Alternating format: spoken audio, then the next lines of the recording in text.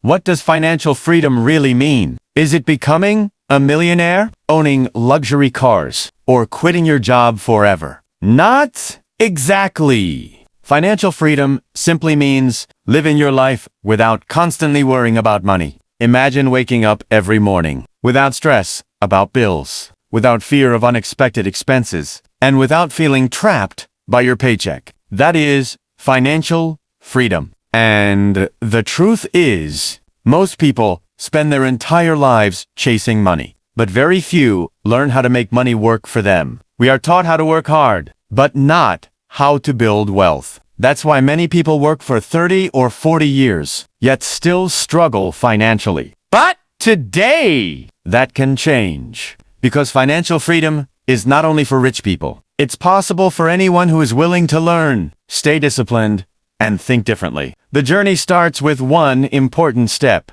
controlling your money instead of letting money control you. Many people spend first and save what remains. But financially free people do the opposite. They save and invest first, then spend wisely. Small habits create big results. Saving a little consistently, learning new skills, avoiding unnecessary debt, and investing patiently over time. These simple actions can completely transform your future. And here's something important. Financial freedom does not happen overnight. It's not magic.